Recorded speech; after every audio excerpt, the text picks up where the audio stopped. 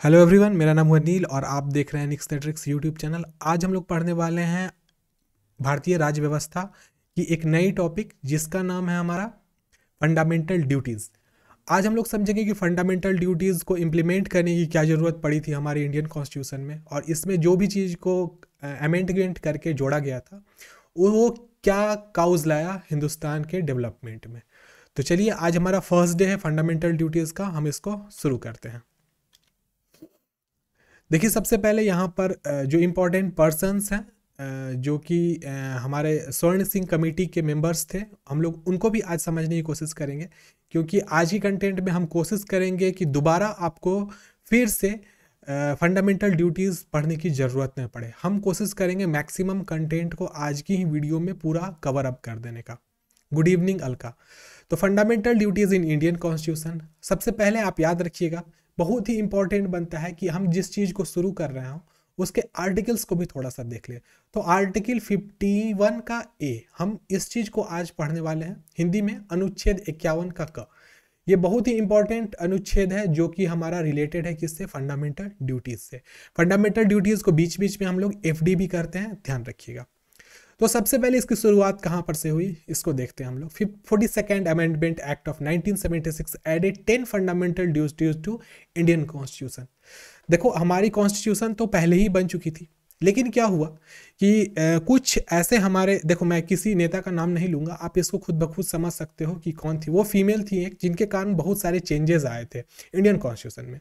तो Indian constitution में changes आए तो इतना ही देश के लिए काफ़ी नहीं था, बल्कि दोबारा जब नए फिर पीएम बने थे हिंदुस्तान के, तो उन्होंने क्या किया, उन्होंने कुछ अमेंडमेंट्स को लाए थे। और वो अमेंडमेंट आया था हमारा 1976 में, जो कि 42वां संविधान संशोधन के नाम से जाना जाता है।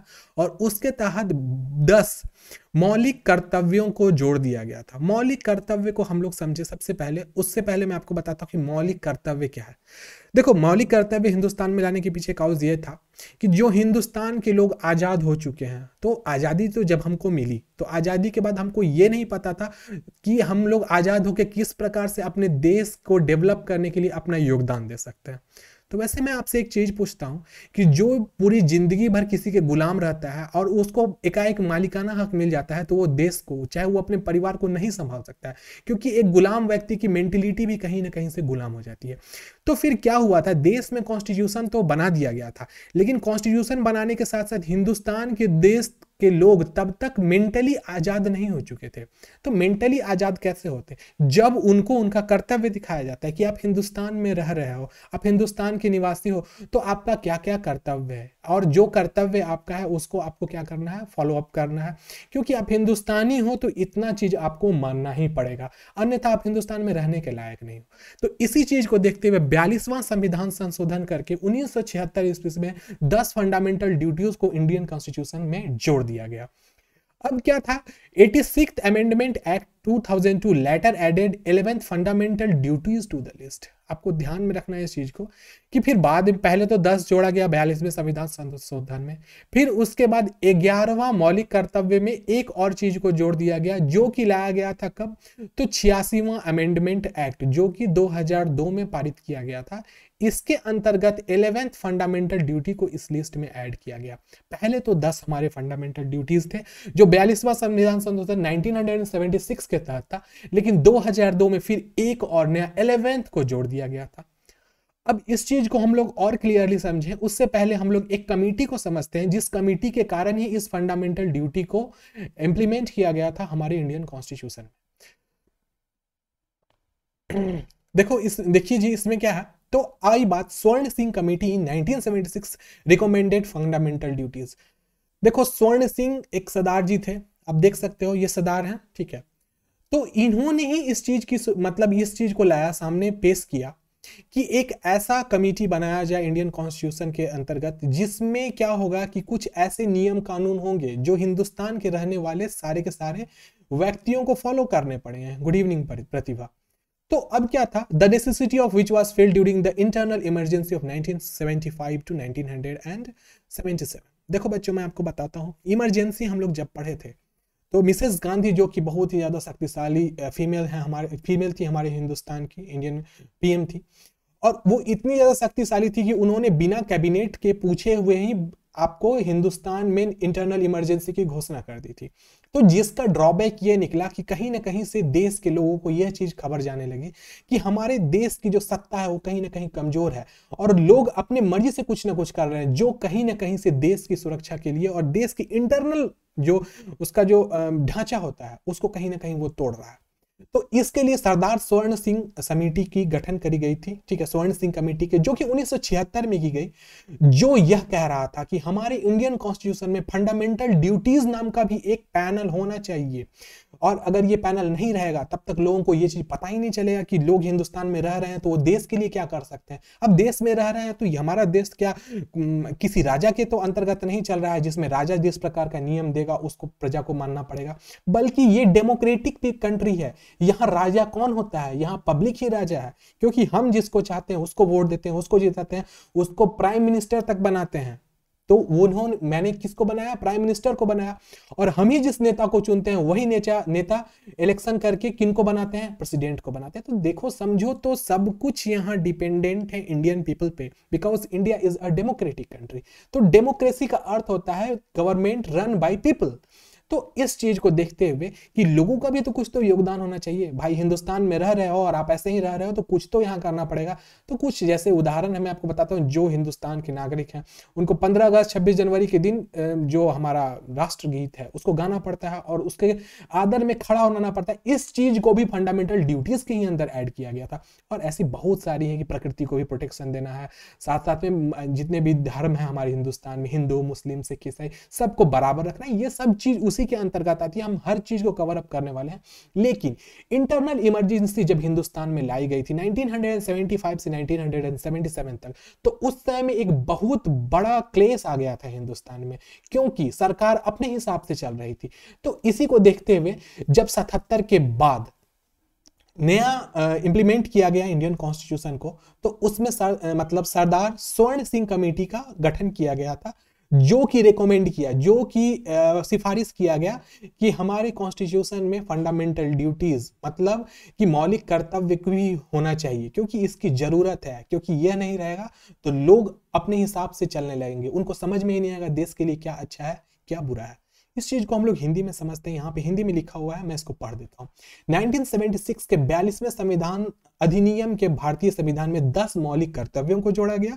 46वें संविधान अधिनियम 2000 ने बाद में 11वां मौलिक कर्तव्य को सूची में जोड़ा। स्वर्ण सिंह समिति ने 1976 में मौलिक कर्तव्यों की सिफारिश की, जिसके आवश्यकता 1975 और 76 के आंतरिक आपातकाल के दौरान महसूस की गई थी। मौलिक कर्तव्यों को भारतीय संविधान के भाग 4A के अनुच्छेद 51A के साथ निपटाया जाता है। कहने का अर्थ है कि डेल्ट भी दोनों साथ में चलते हैं, ठीक है। The fundamental duties are dealt with Article 15A under Part 4A। देख ध्यान में रखिएगा किस पार्ट में है, किस भाग में है, तो पार्ट 4 के A के आर्टिकल 51 का क को हम लोग आज के दिन पढ़ने वाले हैं।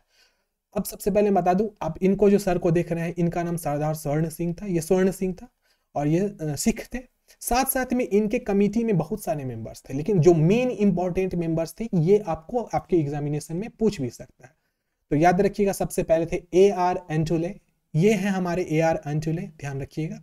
उसके बाद है S.S. रॉय और साथ में C.M. स्टेफन। आप इन तीनों को देखिएगा और इन्हीं तीनों को याद रखिएगा, क्योंकि यही तीन वह व्यक्ति थे जो कि सरदार स्वर्ण सिंह कमेटी जो थी हमारे सिख सर की स्वर्ण सिंह कमेटी, इसके वो कौन थे? तो मेंबर्स थे। और भी मेंबर्स थे, सभी मेंबर्स को हम लोग आगे वाली स्लाइड में देखते हैं। देखो कॉन्स्टिट्यूशन के बारे में हम शुरू करें, उस आर्टिकल को समझें उससे पहले यहाँ पर आपके सामने में एक कैरिकेचर बना हुआ, एक एनिमेशन है, इसको समझने की कोशिश कीजिएगा क्या हुआ था। देखो मैं पढ़ देता हूँ, आपको खुद में बहुत सारी चीज समझ में आएंगी। हम लोग यहाँ देखते हैं। देखिए एक आदमी है जो कि गाड़ी में बैठा हुआ है, ये बोल रहा है हमारी मांगे पूरी करो, आग लगा दो पब्लिक प्रॉपर्टी को। यह व्यक्ति बोल रहा है, जैसे कि मैं आपको बताता हूँ अभी, चलिए मैं उस चीज के बारे में बाद में बात करूंगा, वैसे मैं यहाँ पे है। बट पीपल, अब क्या है, एक व्यक्ति के कहने पर लोग, जन समुदाय गुस्सा में आ जाती है, आक्रोशित हो जाती है, और वो क्या करती है, वो आग लगा दी किसमें? पब्लिक प्रॉपर्टी में। और वो बोले क्या, हमारे स्वतंत्र अधिकार, स्वतंत्रता, समता। अब वो बोल रहा है हमारा अधिकार है, हम स्वतंत्र देश के नागरिक हैं और हम मन करेगा हम सरकार की संपत्ति में जाके आग लगा देंगे। अब क्या है, तिरंगे का अपमान। एक व्यक्ति था, फला कुमार था, वो तिरंगा का अपमान कर दिया, तिरंगा पे जाके खड़ा हो गया, तिरंगा को जला दिया। उसके बाद क्या है, संविधान का विधान, उसने संविधान को भी आग लगा दिया, संविधान को सड़क पे फेंक दिया गया।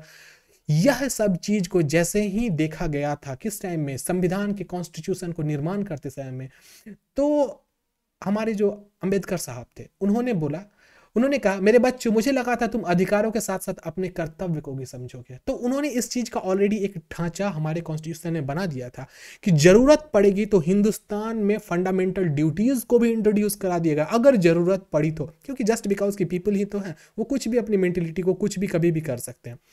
तो इस चीज को देखते हुए उन्होंने इस चीज को ऐड कर दिया था। लेकिन फिर क्या हुआ, आर्टिकल में कुछ ऐड किए गए हमारे संविधान के संशोधन के द्वारा, वो था 42वां संविधान संशोधन।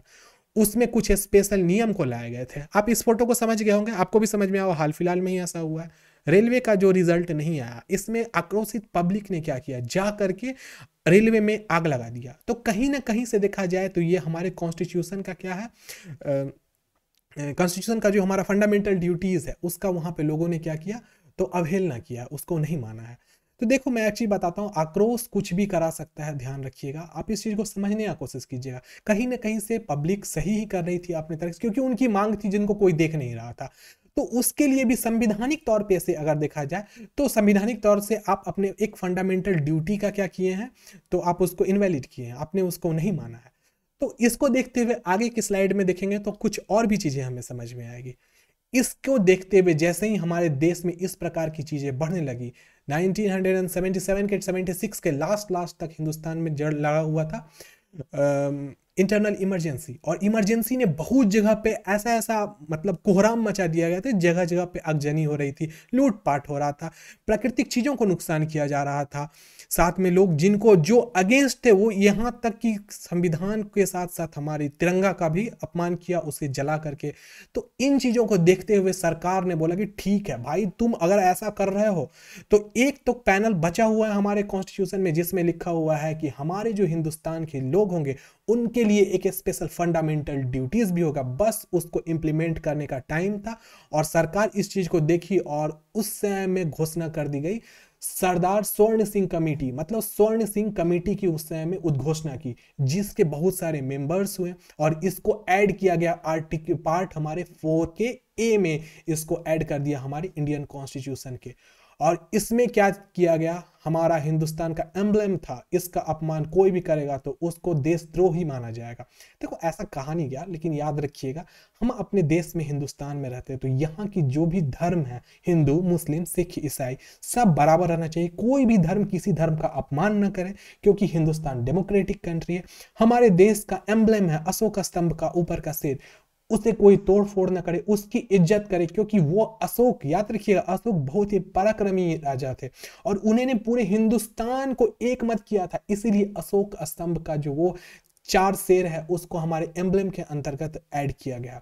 फिर हमारे देश का राष्ट्रगान जनगण मन, वो जो गाना है उसको गाने के कुछ स्पेशल नियम लाए गए और जितने भी व्यक्ति हिंदुस्तान का होगा उसको उस गाने को गाने समय में उतने नियमों का पालन करना पड़ेगा। कभी कभार आपने देखा होगा इस चीज को कि झंडा फहराते समय में हमारा जो केसरिया रंग है वो नीचे चला आता है, ग्रीन रंग को लोग ऊपर कर देते हैं। तो ये कहीं ना कहीं हमारे फंडामेंटल ड्यूटीज का अवहेलना हुआ, ध्यान रखिएगा। फिर उसके बाद हमारे देश के जो जवान होंगे उसका आदर करना है, क्योंकि एक बात आप बच्चों याद रखना, हमारे देश में हमारी सुरक्षा करने के लिए बॉर्डर पे 24 घंटा 7 दिन 365 दिन कौन खड़ा रहता है, तो हमारे देश की सेना खड़ी रहती है। तो हमेशा याद रखना चाहिए हमारे देश की सेना का हमें इज्जत करना है। फिर हमारे आते हैं नेशनल मॉन्यूमेंट्स, जैसे कि ताजमहल, जितने भी मंदिर हुए, अक्षरधाम टेम्पल, या फिर कोई भी आप देख सकते हो लाल किला हो गया, कुछ भी, इवन कि हमारा मॉन्यूमेंट के साथ साथ जो हमारा स्टेशन हुआ, बस स्टैंड हुआ, पब्लिक की जो बिल्डिंग्स हुए वो सारी की सारी चीजें हमारी नेशनल प्रॉपर्टी है, मतलब सरकार की धरोहर, और उसको हमें क्या करना है, सुरक्षा प्रदान करना है। क्यों? क्योंकि अगर हम उसकी सुरक्षा प्रदान नहीं करेंगे तो हम कहीं ना कहीं से देश का अपमान कर रहे हैं, और हम देशभक्त नहीं है, वहां देशद्रोही ही कहलाएंगे। क्योंकि मैंने क्या किया, अब कोई व्यक्ति जा करके हमारा जो लाल किला है वहां पर ईंटा तोड़ देता है, उसके किसी दीवार को ढा देता है, तो दैट्स मीन आप अपमान कर रहे हैं किसका, फंडामेंटल ड्यूटीज का। और फंडामेंटल ड्यूटीज का आपने इनवैलिड किया, दैट्स मीन आपने कॉन्स्टिट्यूशन का अपमान किया। और ध्यान रखिएगा, हमारे हिंदुस्तान में कानून की सबसे ऊपर की जो किताब है वो हमारी संविधान ही है। संविधान से ऊपर कुछ नहीं है, याद रखिएगा। उसमें हर आदमी के लिए एक न एक नियम बनाया गया। और याद रखना एक चीज बच्चों, हमारे हिंदुस्तान का जो कॉन्स्टिट्यूशन है वो विभिन्न कंट्रियों के विभिन्न अच्छे अच्छे चीजों को जोड़कर बनाया गया है। इसलिए याद रखना, जो प्यूरिफाइड चीज होती है वो सबसे सुपर्ब होती है। अब क्या था, तो हमारे सरदार स्वर्ण सिंह जो थे वो अधिकारों की समझ, तो लोगों को पता था कि हमारी अधिकार क्या है, लेकिन उनको अपना कर्तव्य नहीं पता था। तो इन्हीं कर्तव्य को याद दिलाने के लिए 1976 में 42वां संविधान संशोधन के अंतर्गत लाया गया स्वर्ण सिंह कमेटी को, जिसने 10 स्पेशल फंडामेंटल ड्यूटीज को, मौलिक कर्तव्य को हमारे कॉन्स्टिट्यूशन में ऐड किया। और 2002 में एक और नया कॉन्स्टिट्यूशन 11वां को ऐड किया गया था। तो चलिए इस चीज को हम लोग और अच्छे तरीके से देखते हैं। देखो यहाँ पे टोटल नंबर ऑफ जितने भी कॉन्स्टिट्यूशंस के हमारे फंडामेंटल ड्यूटीज हैं यहाँ मेंशन किए हुए हैं, हम सभी को एक एक करके पढ़ेंगे। वैसे राइट साइड वाले कंटेंट को मैं हिंदी नहीं कर सका क्योंकि इसको हिंदी करना उतना पॉसिबल नहीं था मेरे लिए। मैं वैसे आपको हिंदी में इस चीज़ को समझा दूंगा। वैसे इसके जो इंट्रोडक्शन है वो हिंदी में ही है। Introduction of fundamental duties in India. Bharat में मौलिक कर्तव्यों का परिचय क्या है, हम इस चीज को समझते हैं अभी की क्लास में कि मौलिक कर्तव्य एक्चुअली होता क्या है। व्हाट इज मौलिक कर्तव्य, व्हाट इज फंडामेंटल ड्यूटीज, क्यों हमें जरूरत है फंडामेंटल ड्यूटीज को अप्लाई करने की अपने लाइफ में। तो कहते हैं यहाँ पे, the fundamental duties which were added by 42nd amendment act of the constitution in 1976 in addition to creating and promoting culture will also strengthen the hand of the legislature enforcing their duties with fundamental rights। देखो कहने का अर्थ क्या है, समझना है इस चीज को। यहाँ पे क्या बातें कही गई हैं कि मौलिक कर्तव्य जो कि 1976 के संविधान में के 42वें संविधान संशोधन में ऐड किया गया था, उसका यह कंडीशन था कि हिंदुस्तान के जितने भी निवासी हैं, जो भी इंडियन पीपल हैं जो कि हिंदुस्तान के निवासी कहलाते हैं, उनको अपना कर्तव्य पता हो। आप जैसे कि हम लोग अपने घर में रहते हैं तो सुबह सुबह उठते हैं तो हमारा कुछ कर्तव्य होता है ना, जैसे कि सुबह उठेंगे तो बेड पे जो रजाइयाँ हैं या फिर जो चादर है हमारे, उसको फोल्ड करके अच्छे से रखेंगे। तो अब आज़ादी मिल गई है तो ऐसा थोड़े है कि बेड पर जिस चीज़ को जिधर उधर फेंक दिए, हमारा कंप्यूटर कहीं पड़ा हुआ है, लैपटॉप कहीं फेंका हुआ है, तो ये सब चीज़ कहीं ना कहीं हमारे कर्तव्य को अनदेखा करने का बताता है। तो इसके लिए ही हमारे कॉन्स्टिट्यूशन में फंडामेंटल ड्यूटीज़ को ऐड किया गया था कि लोगों को पता चल सके कि हमारी संस्कृति जो हिंदुस्तान की है उसको हम किस प्रकार से धरोहर के रूप में सेव करके रख सकेंगे। तो फिर क्या हुआ, इसको बढ़ावा देने के लिए विधायिका को साथ हाथ मिलाना पड़ा है। किसको? अधिकारों को। मतलब क्या, जो हमारी कानूनी व्यवस्था है हिंदुस्तान की, उसको भी एक मौका मिल गया कि चलो ठीक है, अगर हमारे को ये पता रहेगा कि हिंदुस्तान के लोगों की क्या फंडामेंटल ड्यूटीज है और कोई व्यक्ति अपने ड्यूटीज का पालन नहीं करता है तो हम उसको किस प्रकार की सजा दे सकेंगे, और उसमें सजा देने का एक प्रावधान भी आएगा। इस तरीके से देखा जाए तो फंडामेंटल ड्यूटीज को ऐड किया गया था। आप इसको समझना, मौलिक कर्तव्य, शुद्ध एकदम सामान्य सी भी हिंदी भाषा में इस चीज को बताया। मौलिक, मौलिक मतलब एक मनुष्य का मौलिक जो एक न्यूनतम होता है, वो कर्तव्य मतलब काम, उतना उसको करना है, अगर नहीं करोगे तो गलत बात है। उसके बाद क्या है, the list of 11 fundamental duties under article 15 is to be obeyed by every Indian citizen is given given in the table below।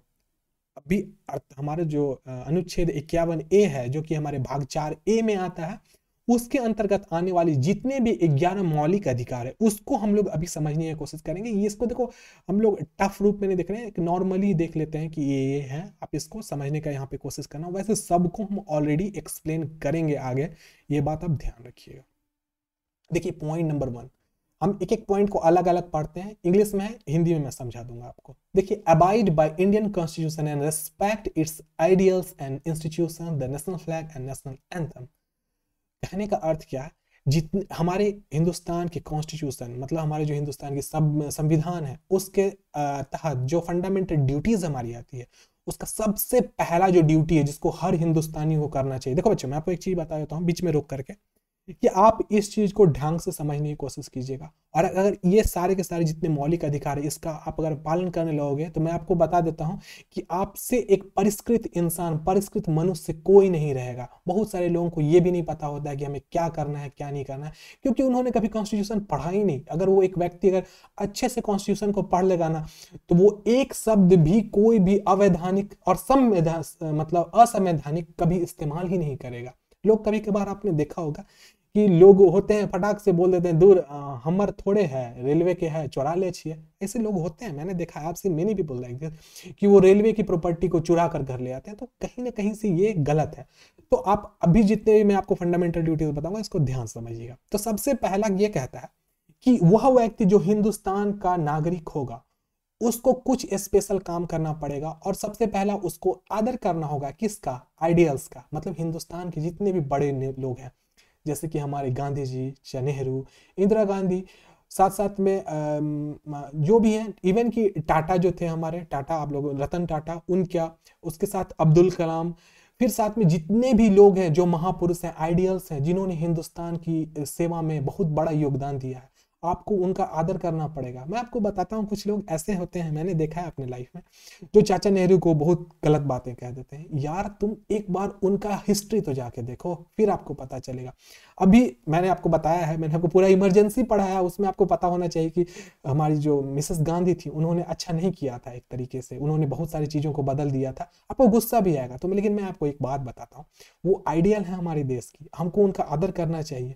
कुछ लोग को मैंने देखा है, हमारे पीएम साहब जो मोदी हैं, हमें उनको गालियां देते हैं पीठ पीछे। ये गलत है यार, ये आप इसको समझ के रखिएगा, क्योंकि वह व्यक्ति जो हिंदुस्तान का आइडियल है उसका आदर करना हमारे फंडामेंटल ड्यूटीज में आता है। मोदी के अगेंस्ट कुछ भी असंवैधानिक अपशब्द नहीं बोलना चाहिए। अगर आप बोलते हैं तो आप कहीं ना कहीं से फंडामेंटल ड्यूटीज का क्या कर रहे हैं? अवमानना कर रहे हैं। उसके बाद है दूसरा आता है हमारा इंस्टीट्यूशंस। देखो कोई भी इंस्टीट्यूशन हो, कॉलेज हो, स्कूल्स हो, सारे के सारे इंस्टीट्यूशंस के अंतर्गत आते हैं। रेलवे हुआ, स्टेशन हुआ, किसी भी चीज को आपको नुकसान नहीं करना है। नेशनल फ्लैग जो हमारा सबसे इंपॉर्टेंट है, ट्राई कलर, तिरंगा, उसका हमें अपमान नहीं करना है कभी भी। याद रखिएगा बच्चों, मैं आपको एक चीज बताता हूँ, कभी भी जैसे कि अभी 26 जनवरी हाल फिलहाल गया, मैंने बहुत जगह सड़क पे देखा कि तिरंगा कूड़े में फेंका हुआ है। बहुत दिल को दुख हुआ कि यार उस तिरंगा को पाने के लिए आपको पता नहीं है कि हमारे जो पास्ट में जितने भी नेता, मतलब वो सैनिक कह रहा हूँ, जितने भी देश को आज़ाद करने वाले नेता थे, जितने भी छोटे हों बड़े हों या फिर फ्रीडम फाइटर्स जो भी थे, उन्होंने अपने रक्त रंजित कर दिया पूरे देश को। तो उस ट्राई कलर को आप इतना आसान मत समझना जिसको आप कूड़े में आज फेंके हुए हो। तो प्लीज़ रिक्वेस्ट कर रहा हूँ सभी लोग से, अगर आपको तिरंगा ऐसे सड़क पर गिरा हुआ दिख जाए तो कोशिश कीजिए उसको उठा करके साइड में कहीं रख देने का। ऐसे उस पर पैर नहीं पड़ना चाहिए। जैसे हमारी भगवान हैं, जैसे हमारे खुदा हैं, जैसे हमारे जीसस क्राइस्ट हैं, जैसे हमारे वाहेगुरु जी हैं, उसी प्रकार से उसी वैल्यू का हमारे देश का तिरंगा भी है। और याद रखें, तिरंगा का अपमान मतलब हमारे देश का अपमान। आपको पता होगा हमारे आसपास के मुल्क बहुत सारे हैं जो कि तिरंगा पे खड़ा हो जाते हैं। ये सब कहीं ना कहीं से दुख पहुंचाता है और ऐसा नहीं होना चाहिए। लास्ट में आता है हमारा नेशनल एंथम। देखो बच्चों, मैं आपको बताता हूँ, जन गण मन अधिनायक। देखिए हमेशा याद रखिए, जब भी ये कहीं भी देखो, इसको फंडामेंटल मतलब ड्यूटीज के अंतर्गत में इस चीज को ऐड किया गया था 2002 में शायद। ये कहा गया था कि जब भी यह गाया जाएगा सभी लोगों को खड़ा होना पड़ेगा। और ध्यान रखिएगा, एक्चुअली नियम तो यह है कि जिस समय में यह गाया जाए और जो व्यक्ति इसको गा रहा हो वो खाली पैर खड़ा होकर के इस चीज को गाएगा।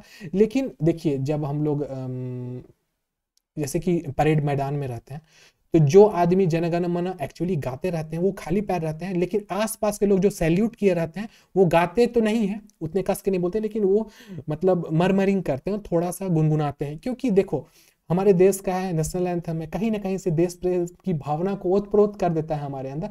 तो कहीं ना कहीं से हमको भी उस जगह पे क्या करना पड़ेगा, तो उसका आदर करना पड़ेगा। तो ध्यान रखिएगा, नेशनल एंथम का कभी अनादर नहीं करना है, और जो अनादर करता है मौलिक कर्तव्य का कहीं ना कहीं से अवमानना कर रहा है।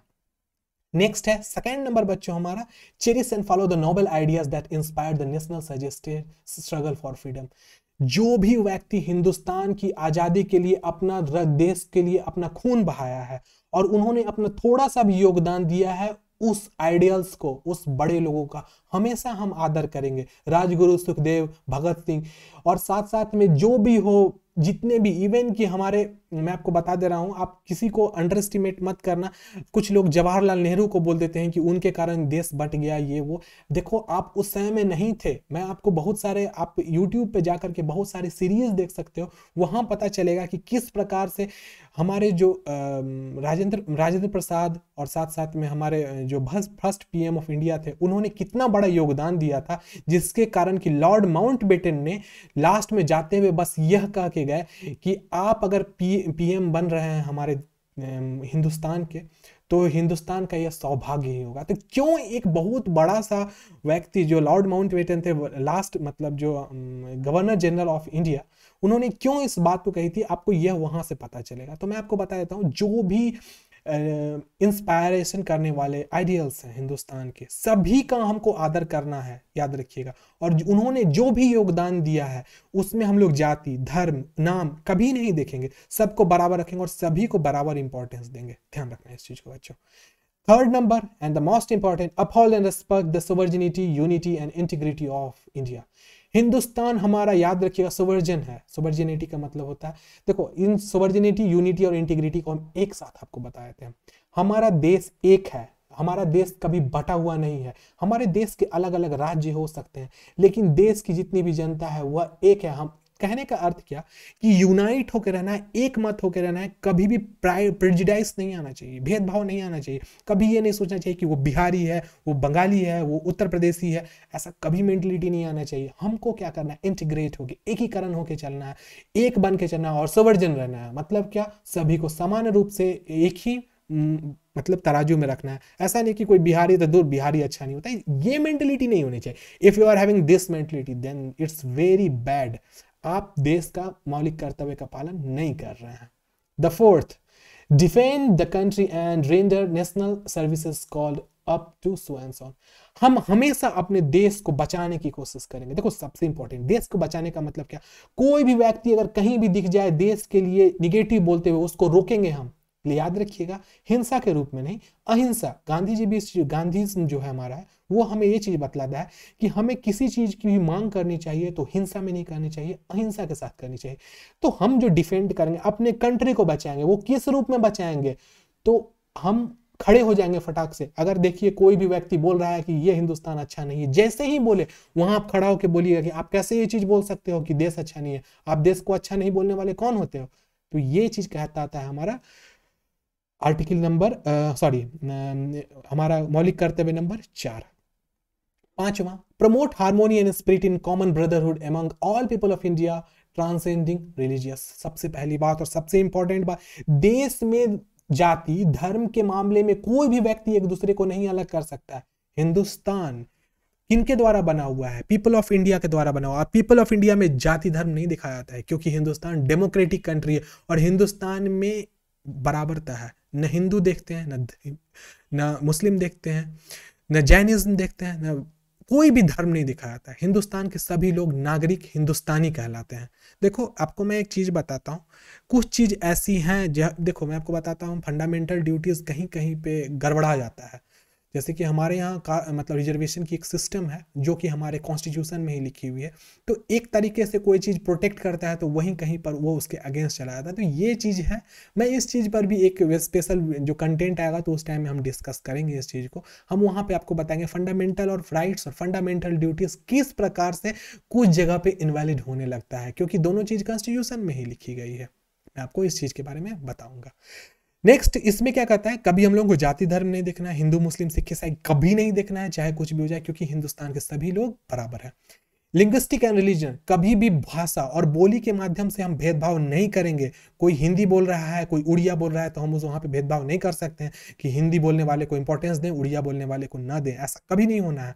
उसके बाद है रिलीजन, सेक्शनल डाइवर्सिटीज, जाति धर्म, कभी जाति तो कभी नहीं होगा। ये इस चीज के बारे में ऑलरेडी हमारे फंडामेंटल ड्यूटीज में लिखा हुआ है। Renounce particles derogatory to the diversity of women. और सबसे बड़ी बात याद रखिएगा, इस चीज को भी हमारे संविधान के बनाने के टाइम में ही ऐड कर दिया गया था कि जो वुमेन होगी उसकी डिग्निटी को, देखिए माँ किसी भी स्वरूप में हो, चाहे वो धरती के स्वरूप में हो, चाहे हमारे घर में जो हमारी मम्मी है उसके स्वरूप में है, हम उसकी डिग्निटी करेंगे, उसकी इज्जत करेंगे। और इज्जत में हर चीज, उसको प्रोटेक्ट करना, उसको इज्जत देना, ये हमारा क्या बनेगा, मौलिक कर्तव्य। मैं आपको बताता हूँ एक चीज, अगर किसी लड़की को कोई लड़का सड़क पे उसके साथ छेड़ रहा है, उस समय हम उसको बचाने जाते हैं, तो हम एक मौलिक कर्तव्य कर रहे हैं, क्योंकि वो सामने में जो महिला, जो औरत है, जो लड़की है, उसको हम क्या कर रहे हैं, उसकी डिग्निटी। देखो बच्चों, यहाँ पे क्लियरली लिखा हुआ है, मैं उसकी डिग्निटी को प्रोटेक्ट कर रहा हूँ। तो डिग्निटी को प्रोटेक्ट कर रहे हैं, तो उस समय मैं अपना फंडामेंटल ड्यूटी कर रहा हूँ। तो आप इस चीज को समझ रहे होंगे कि मैं किस तरीके से आपको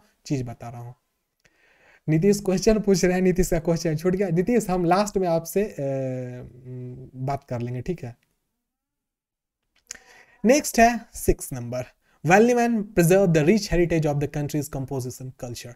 हिंदुस्तान का जो कल्चर है, जो हमारा पुराने समय से चलता आ रहा है, रीति रिवाज, उन सभी चीज़ों को हम प्रोटेक्ट करेंगे एकदम। क्यों प्रोटेक्ट करें? क्योंकि अब हमारा कल्चर ही तो हमारी सब कुछ है। याद रखिएगा, कोई भी कंट्री में, किसी भी कंट्री में चलो, अमेरिका, कनाडा, जर्मनी, चाइना, वहाँ पे आप जाके इंडिया बोलोगे ना, तो वहाँ के फटाक से लोग बोलेगा ये इनके यहाँ का कल्चर बहुत ही पुराना है और बहुत ही ऑथेंटिक और सीरी निर्मल वहाँ का कल्चर है। तो हम अपने कल्चर को बचाएंगे। अगर हमारे यहाँ का जैसे कथक है, कुचिपुड़ी है, हिंदू बिहार का ही बहुत सारा डांस है, मतलब इन सभी चीज़ों को हम हमेशा समय समय पे प्रमोट करेंगे कि लोगों को पता चले कि भाई ये भी चीज़ होता है। अब देखो, मिथिला पेंटिंग है, ये कल्चर है हमारे बिहार का, इसको प्रमोट करना है हमको all over the India, not all over the India, all over the world भी प्रमोट करना है। नेक्स्ट है 7 number point, protect and improve the natural environment including forest, lake, reverse, wild life and have compensation living creatures. देखो बच्चों, मैं आपको बताता हूँ, ये चीज़ हमारे कॉन्स्टिट्यूशन के फंडामेंटल ड्यूटीज में लिखा हुआ है कि हमारा जो नेचुरल इन्वायरमेंट होगा, प्रकृति होगी, उसके अंदर आने वाले जितने भी जंगल होंगे, झील होंगे, नदियां होंगी, वाइल्ड लाइफ में जीने वाले जितने भी प्रजाति के पशु होंगे, पक्षी होंगे, उसको हमको प्रोटेक्ट करना है। मैं आपको बताता हूँ, अगर अभी के टाइम में, मैं कल कहीं ये खबर देखा, उसमें क्या था कि अगर कोई व्यक्ति नील गाय को मारते हुए पकड़ा जाता है तो उस पर 50,000 रुपया का जुर्माना और 5 साल की जेल दोनों है। याद रखिएगा, नया अमेंडमेंट किया गया है, मतलब हमारे स्टेट के कानून के अकॉर्डिंग, कि अगर कोई आदमी नील गाय मारता है और उसका पकड़ा जाता है, कोई ना कोई उसको प्रूफ कर देता है, तो 50,000 रुपया और 5 साल का कैद दोनों है उसके लिए। तो कहीं ना कहीं से ये किस चीज़ का, हम अपने प्रकृति को प्रोटेक्ट कर रहे हैं। कुछ लोग बोलते हैं ना, प्लास्टिक है डायरेक्ट डाल दो, क्या कहते हैं, गंगा नदी में जाकर के, चाहे किसी भी नदी में डाल दो, याद रखना वो कहीं ना कहीं से हम अपनी प्रकृति को हार्म कर रहे हैं और वो हम अपना मौलिक कर्तव्य को नहीं कर रहे हैं। तो बच्चों, आपका एक प्रश्न आएगा कि जितनी बड़ी बड़ी फैक्ट्रीज हैं वो भी तो ये काम कर रही हैं, वो भी तो अपने सारे के सारे कचरों को नदियों में डाल रही हैं, वो कहीं ना कहीं से अपने मौलिक कर्तव्य का पालन नहीं कर रही हैं। और सरकार उस चीज़ को देख करके जब चेकिंग वगैरह होता है तो उनको अच्छा खासा जुर्माना देना पड़ता है। यहाँ फंडामेंटल ड्यूटीज़ में जितनी भी चीज़ें आपको मेंशन की गई हैं, इसमें हर चीज़ के लिए अगर आप नहीं फॉलो करते हो तो उसके लिए एक जुर्माना का प्रावधान भी है। याद रखिएगा, पहला वाला और दूसरा वाला के लिए कोई जुर्माना नहीं है, डायरेक्ट आपको देशद्रोही ही कह दिया जाएगा। ध्यान रखिएगा इस चीज। अन्य जो है उसमें आपके लिए जुर्माना है, जेल हो सकता है, फाइन हो सकता है, चाहे इम्प्रिजमेंट किया जा सकता है, आपको कोर्ट में बुलाया जा सकता है। लेकिन ऊपर वाले में अगर कुछ भी उल्टा करोगे, कॉन्स्टिट्यूशन का नेशनल फ्लैग, नेशनल एंथम, हमारे जो महापुरुष हैं उनके बारे में उल्टा बोल दिए तो भाई गंदे फंसोगे। जैसे कि जितने भी हमारी नदियां वगैरह वाइल्ड लाइफ होते हैं उसको भी संरक्षित करना हमारा कहीं ना कहीं से बनता है क्या, तो फंडामेंटल ड्यूटी। 8 नंबर हमारा क्या है बच्चों, देखिएगा, safe guard public property and observe violence. कहीं भी वायलेंस हो रहा है, लड़ाई हो रही है, तो उसको हमारे हमेशा रोकने का काम करना चाहिए, न कि फलनवा नेता कैसा जाके आग में घी डाल के और उसको बड़ा कर दो, ऐसा नहीं करना है। तो कहीं ना कहीं से वो मौलिक कर्तव्य का पालन नहीं करते हैं। और पब्लिक प्रॉपर्टी जितनी है, देखो नीतीश रजनी कह रही है कि रेलवे आपकी अपनी संपत्ति है, वो हमारी संपत्ति है। तो ध्यान रखिएगा, हम अपनी संपत्ति का कभी नुकसान नहीं कर सकते हैं। अगर अपनी संपत्ति का नुकसान कर सकते हो तो फोन को गिरा के दिखाओ, कोई ऐसा नहीं कर सकता है। फोन को तोड़ के दिखाओ, अपने घर के टीवी वगैरह को फोड़ दो, क्या आप ऐसा कीजिएगा? कभी नहीं कीजिएगा। तो जो हमारी संपत्ति हमारी यूज की है उसका हम नुकसान नहीं करेंगे, ठीक है।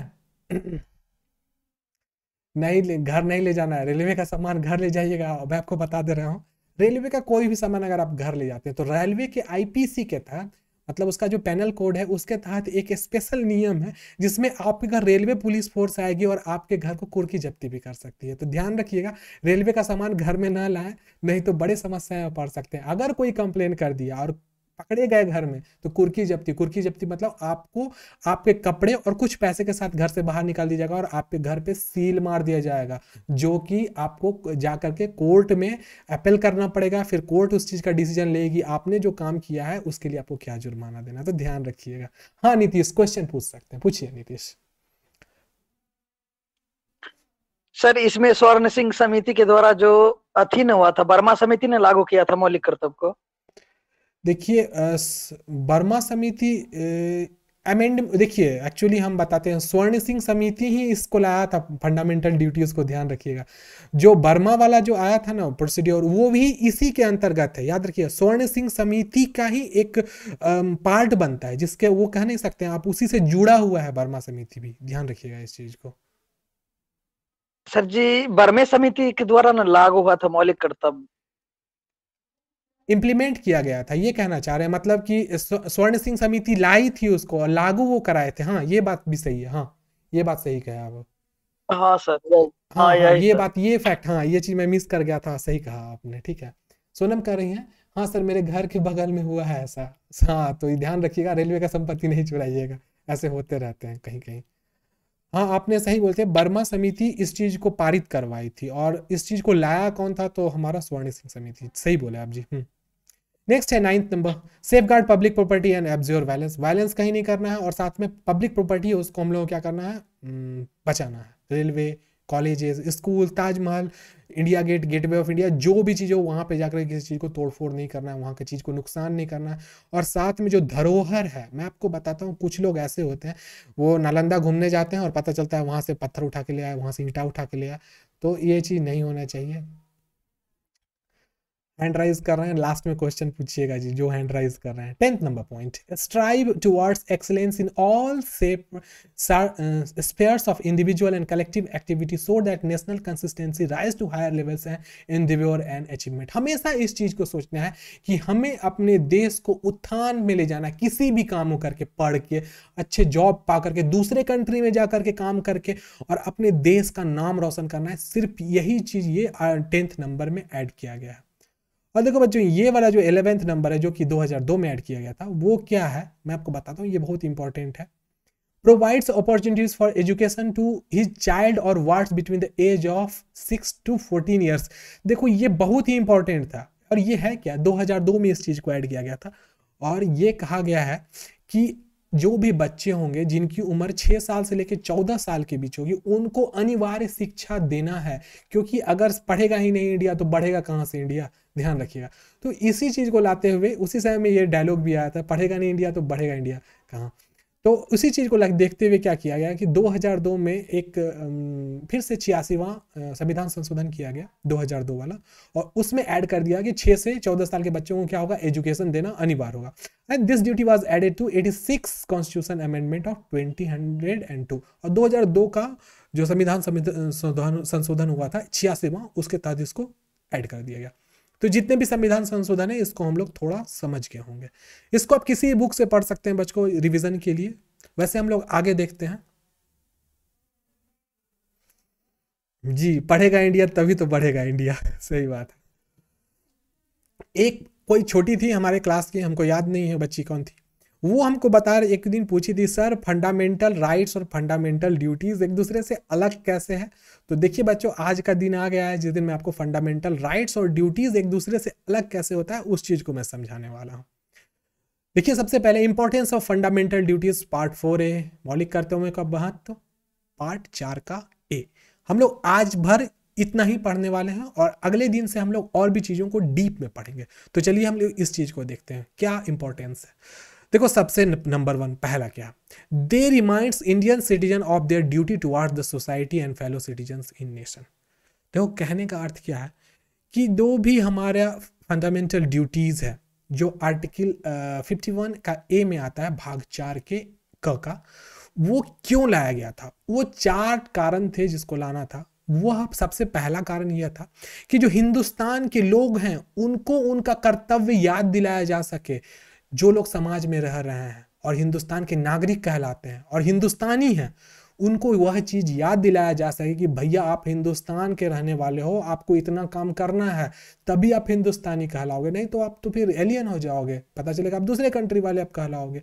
वैसे याद रखिएगा, जो हमारी फंडामेंटल ड्यूटीज़ हैं वो हिंदुस्तानी के लोगों के साथ तो एप्लीकेबल हैं ही, साथ में दूसरे कंट्री के आने वाले लोग के लिए भी हैं। लेकिन जो हमारा फंडामेंटल राइट्स होता है उसमें कुछ हमारे दूसरे कंट्री के लोगों के लिए नहीं है, वो सिर्फ हिंदुस्तान के लोगों के लिए। और जहाँ तक बात है कंपैरिजन हमारा directive principle of state policy DPSP और साथ साथ में फंडामेंटल राइट्स, इसका भी अच्छा रिलेशन है। वैसे हम लोग फंडामेंटल ड्यूटीज़ और फंडामेंटल राइट्स को भी हम लोग कवर अप करने वाले हैं, उस चीज़ को भी हम लोग देखेंगे अभी। वैसे पॉइंट नंबर 2 देखिए, they want citizen against anti national and anti social activist. मतलब कि जो फंडामेंटल ड्यूटीज़ है उसका महत्वता यह है हमारे कॉन्स्टिट्यूशन में कि अगर कोई भी व्यक्ति एंटी नेशनल बन जाता है, देशद्रोही बन जाता है या फिर समाजद्रोही बनता है, तो उसको याद आए कि भैया हम समाजद्रोह का काम कर रहे हैं, हम समाज के लिए गलत कर रहे हैं, हम देशद्रोह का काम कर रहे हैं, तो वो याद दिलाए, इसीलिए ये 11 चीज़ों को ऐड किया गया है। अगर कोई बच्चा, मैं आपको बताता हूँ, आपके घर के पास में कोई ऐसा दुकान है जहाँ पे कोई 8 साल का, 6 साल का या 8 साल का बच्चा है जो चाय प्लेट धो रहा है, बर्तन धोने का काम कर रहा है, और उसके लिए अगर कहीं पे कंप्लेन कर दिया जाए बाजाप्ता जगह पे, तो वह व्यक्ति जो उससे काम करवा रहा है वो मौलिक कर्तव्य की अवहेलना करने के जुर्म में उस पर बहुत बड़ी कार्रवाई भी हो सकती है। ध्यान रखिएगा इस चीज़ को। Point number 3, they inspire citizen and promote sense of discipline and commitment among them. और सबसे बड़ी बात कि फंडामेंटल ड्यूटीज़ के आने के कारण, उसकी महत्वता को जानने के कारण क्या हुआ कि जो हिंदुस्तान के सिटीजन थे, जो यहाँ के नागरिक हुआ करते थे, उनके बीच में डिसिप्लिन आ गया, वो एकदम संस्कारी हो गए। वो उनको पता चलेगा कि भैया ऐसा करेंगे और ये चीज़ अगर हम गलत कर दिए तो पता चलेगा हमारे ऊपर कानून सख्त हो जाएगा। और उसके साथ साथ में देश के लिए कमिटमेंट आएगा कि भाई हमको देश के लिए कुछ करना है, जज्बा आएगा, तो इसके लिए भी बहुत इंपॉर्टेंट बनता है। Point number 4, they head the courts to examine and determine the constitution validity of law. और सबसे बड़ी बात, देखो जब लोगों के लिए ये कहीं से अच्छा हो रहा है तो हमारे जो हमारा लॉ है, विधि है, विधि के लिए भी इंपॉर्टेंट हो जाएगा। तो विधि को पता रहेगा कि अगर कोई व्यक्ति जा करके ताजमहल को तोड़ देता है, ताजमहल का एक ईंटा तोड़ दिया, तो वो क्या किया, मौलिक कर्तव्य का क्या किया, वो रप्चर किया, मौलिक कर्तव्य को वो नहीं माना। तो उस केस में जो लॉ होगी, विधि होगी, वो किस प्रकार का उसके ऊपर जुर्माना लगाएगी, इस चीज के लिए पूरा एकदम एक बैलेंस मतलब बन गया कि फलाना गलती करोगे तो फलाना आपको करना पड़ेगा। अगर आप जस्ट इमेजिन कीजिए, आप किसी महापुरुष का अपमान कर दिए देश में, तो उसके लिए सरकार आपके पास एकदम बाजाप्ता पहले से एक लॉ है, एक आपके लिए कहते नहीं उसको, क्या इसके एक अदर वे में कहा जा सकता है कि आपके लिए पहले से एक जुर्म का जो वो नहीं होता है, क्या कहते हैं उसको, एक वर्ड मिस कर रहा हूँ, कि सजा, हाँ, आपके लिए पहले से एक सजा वहाँ पर निर्धारित कर दी गई है कि महापुरुष का अपमान फलाना सजा, हिंदुस्तान के झंडा का अपमान करोगे फलाना सजा मिलेगा। अगर आप देशभक्ति के लिए जो ओत प्रोत कोई व्यक्ति है, अगर उसको आप रोकथाम करते हो किसी चीज़ में, तो उसके लिए सजा। तो यहाँ पे एक तरीके से विधि अपने तरीके से चल सकेगी, उसके लिए कहीं से भी ऐसा नहीं रहेगा कि जो मन में आए जैसे हो रहा हो उस प्रकार से आपको कोर्ट भी सजा नहीं दे पाएगी। इसीलिए हमारा फंडामेंटल ड्यूटीज़ का इम्पोर्टेंस है। अब हम लोग देखते हैं classification of directive principle of state policy. थोड़ा सा है, बीच का पॉइंट है। वैसे डीपीएसपी हम लोग अलग से बताने ही वाले हैं बच्चों, ध्यान रखिएगा, लेकिन यहाँ पे इस चीज़ को हम लोग समझते हैं। देखो वैसे हमारा जो है ना कि क्लास थोड़ा सा बड़ा हो जाए, क्योंकि अब डीपीएसपी समझाएंगे तो डीपीएसपी में कुछ ऐसे इंपॉर्टेंट पॉइंट बताना पड़ेगा जो शायद आज ही क्लास में कंप्लीट नहीं हो जाएगा। वैसे मैं थोड़ा सा इसको बता देता हूँ। देखो जो डीपीएसपी है, directive principle of state policy, इसके तहत में क्या होता है, इसके तहत में 3 स्पेशल प्रिंसिपल्स हैं जो समझो तो ये आधारभूत एक नियमावली है। एक सबसे पहला आता है सोशलिस्ट, समाजवादी, एक होता है गांधीयन और एक होता है लिबरल। अब इन चीज़ों को हम लोग एक मत करके समझ सकते हैं। वैसे मैं आपको बता देता हूँ, इसके तहत जो भी आर्टिकल आते हैं 38, 39, 41, 42, 43, 43 का A, 47, ये आता है हमारे सोशलिस्ट समाजवाद के ऊपर। फिर गांधीयन प्रिंसिपल जो थे, गांधीयन प्रिंसिपल क्या होता है मैं आपको बताता हूँ। गांधी जी, आपको ही पता है कि कभी भी लड़ाई उड़ाई में कभी नहीं, वो कुछ उनको एक चमाट मारो दूसरा गाल बढ़ा देते थे, लोग ऐसा कहते हैं उनके बारे में। जब भी गांधी जी गए थे, साउथ अफ्रीका गए थे, चाहे इंग्लैंड गए थे, तो उनके ऊपर बहुत सारे मतलब समझिए तो उनके साथ गलत बिहेव किया गया, इतने बड़े व्यक्ति के साथ। फिर भी उन्होंने किसी चीज़ का बुरा नहीं माना। मैं आपको बताता हूँ, उनको बजाबता ट्रेन से बाहर कर दिया गया था just because he was an Indian, और उसको लोग अर्धनग्न फकीर भी कहते थे दूसरे कंट्री के लोग। बहुत सारे लोग भी ऐसे हुए जो कि उनको बहुत पसंद भी किए। मार्टिन लूथर किंग को आप जानते होंगे, साउथ अफ्रीका के थे, उन्होंने गांधीयन प्रिंसिपल का ही इस्तेमाल किया और अपने पूरे के पूरे मुल्क को उन्होंने आज़ाद किया। तो कहीं ना कहीं से लोग बोलते हैं ना, आप लोग भी देखते होंगे कभी कभार ऐसा होता है हमारे आसपास में, लोग बोलते हैं गांधी जी बन रहे हो, मतलब क्या?